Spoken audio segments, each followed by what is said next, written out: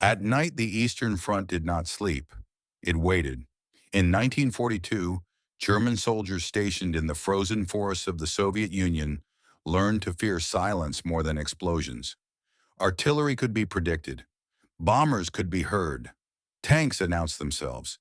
But this enemy arrived without warning. No engines, no alarms, no time to react. Only a faint sound, like fabric tearing through air. Then the bombs fell. Men who had survived months of combat froze in place. Others fired wildly into the darkness, knowing it would not help.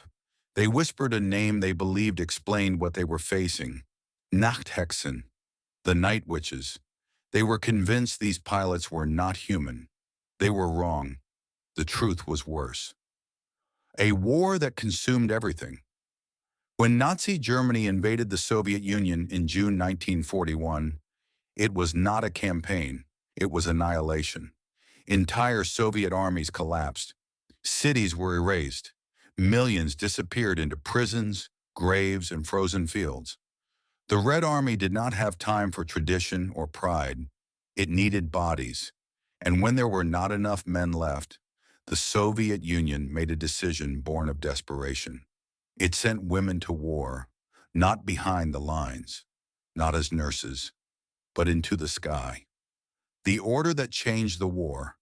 The decision came through Marina Raskova, a celebrated Soviet aviator whose reputation gave her access few others had.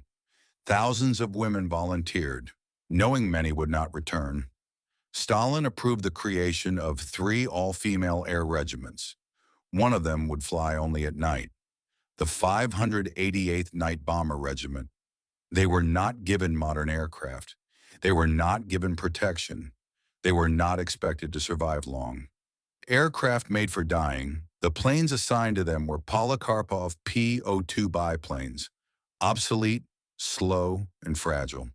Wood frames, canvas wings, open cockpits, no armor, no radios, often no parachutes. If the plane was hit, it burned. If it went down, it shattered. German pilots laughed when they learned what was attacking them. They stopped laughing after the first nights. The P-02 was too slow for modern fighters to track properly.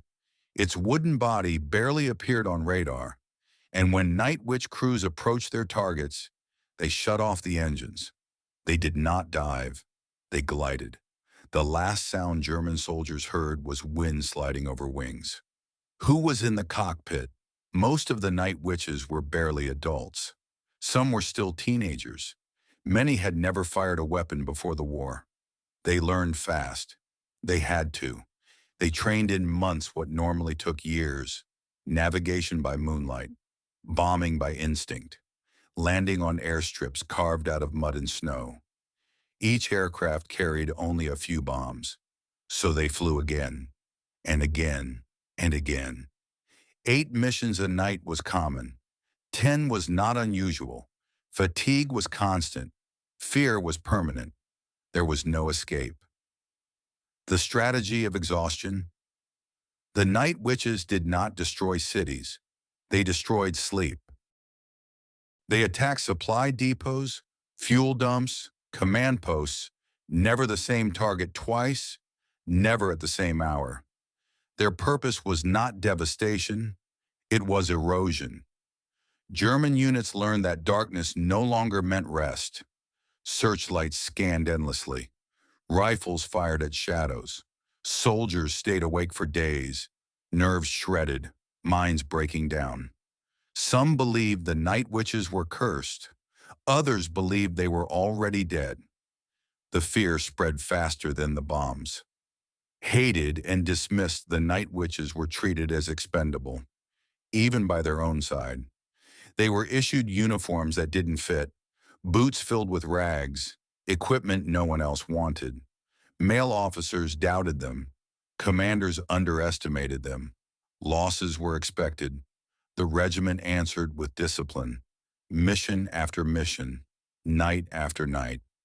By 1943, their results could no longer be ignored. They were redesignated the 46th Guards Night Bomber Regiment. an elite status earned through survival. Lives measured in missions.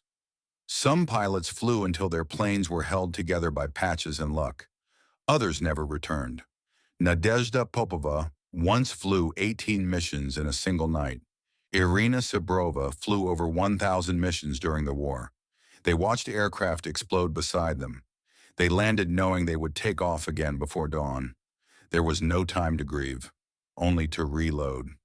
The aftermath: by the end of the war, the Night Witches had flown over 30,000 missions. They dropped thousands of tons of bombs. They shattered morale. They haunted an entire front.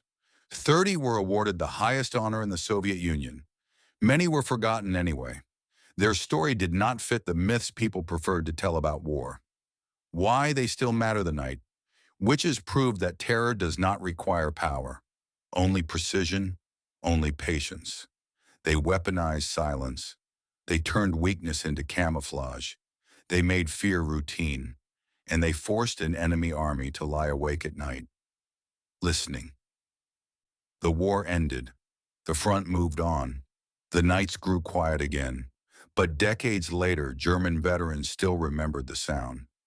Not explosions, not engines, just a whisper in the dark, and the knowledge that death was already above them.